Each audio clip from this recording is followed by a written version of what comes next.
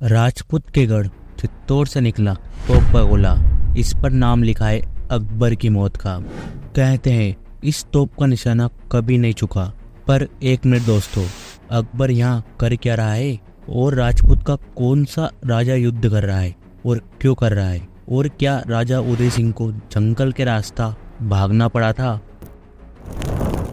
तो दोस्तों, साल था 1567। आज से करीब 500 साल पहले दिल्ली की गद्दी पर मुगल ने कब्जा कर लिया था। दिल्ली के तख्त पर बैठा था अकबर। दिल्ली के बाद अकबर की निगाहें थी गुजरात, और गुजरात के पोरबंदर पर कब्जा की। यहाँ से मालवा को कंट्रोल करना भी बेहद आसान था। पर इस कैंपेन में ईंट का रोड़ा था ये विशालकाय अभेद चित्तौड़ का दुर्ग, जिसमें राजपूतों की नंगी तलवारें मुगल खून की प्यासी थी। चित्तौड़गढ़ के राजा उदय सिंह को चित्तौड़ के दुर्ग में जासूसों ने बताया कि अकबर 50,000 के लगभग फौज लेकर चित्तौड़ पर चढ़ाई के लिए बढ़ रहा है।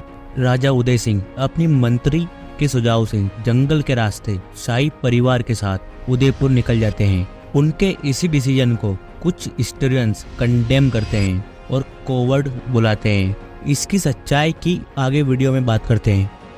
23 अक्टूबर 1567 अकबर की आंखों के सामने था चित्तौड़ का गढ़, जो कि 700 एकड़ में फैला था। इसमें तकरीबन 70,000 लोग रह सकते थे।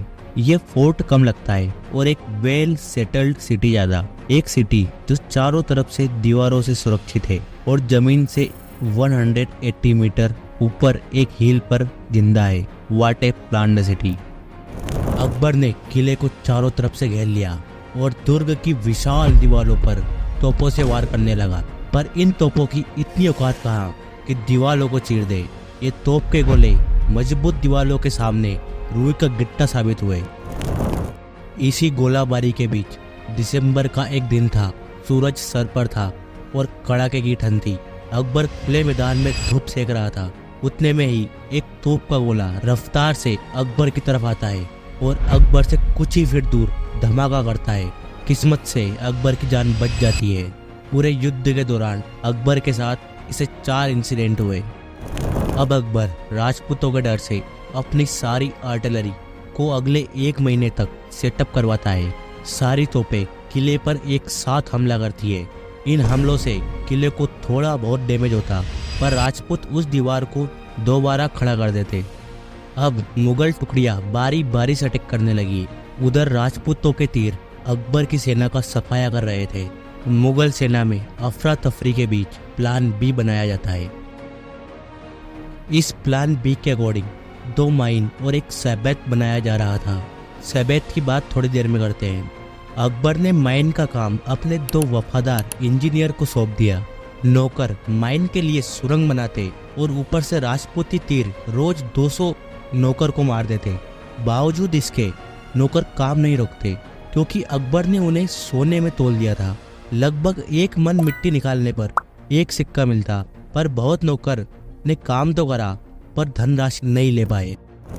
वक्त गुजरा, माइन का काम खत्म हुआ।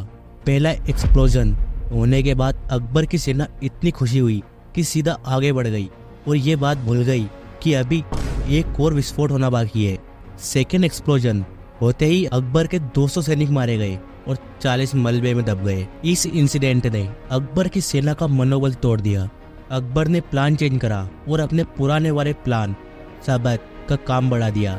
सैबैत ऐसा रास्ता था जो सीधे दुर्ग तक जाता था। यह सिर्फ 2 तरफ से ओपन था, चारों तरफ से ढका हुआ, ताकि राजपूती तीरों से छुपा जा सके। अकबर आम खा रहा था। उतने में ही अकबर के पास एक जासूस दौड़ते आता है और बताता है कि मेवाड़ के राजा उदय सिंह, जिनकी बात मैंने शुरुआत में करी थी, चित्तौड़ में है ही नहीं। वो जंगल के रास्ते निकल गए। अकबर बौखला जाता है और अपने 2 सेनापति को सेना के साथ राजा उदय सिंह को ढूंढने भेज देता है। अकॉर्डिंग टू मी, ये उदय सिंह की रणनीति रही होगी, ताकि मुगल सेना टुकड़ों में बढ़ जाए तो युद्ध करना आसान हो जाएगा। आप कमेंट्स में बता सकते हैं। इधर रणभूमि में सैबैत का काम पूरा हो चुका था। अकबर ने सैबैत के छज्जे की सुरक्षा के लिए तोप लगा दिए और दुर्ग पर चढ़ाई कर दी। खाना लगभग दोनों तरफ ही खत्म हो चुका था। इस युद्ध को 4 महीने बीत चुके थे। उधर चित्तौड़ के वीर रंगों का उत्सव होली मना रहे थे, इस बात से निडर कि दुश्मन आ रहा है। राजपूत वीरों का सब्र का बांध टूट रहा था। उनकी तलवारें मुगल खून की प्यासी थी। दुश्मन को आता देख सभी राजपूत केसरिया करते हैं और किले के दरवाजे खोल रणभूमि में कूद जाते हैं। राजपूतों ने रण में खून की ऐसी होली खेली कि इतिहास को अपने रंग में रंग दिया। मेवाड़ का रंग, राजपूतों का रंग, भगवा रंग। अकबर संग्रामगंज से राजपूत के लीडर जयमल को डैमेज कर देता है। युद्ध के बीच एक आदमी अकबर को बताता है कि चित्तौड़ में आग की लपटें उठ रही है। एक्चुअली चित्तौड़ की दीवारें एक बार फिर राजपूती कंगन का जौहर देखने तप रही थी।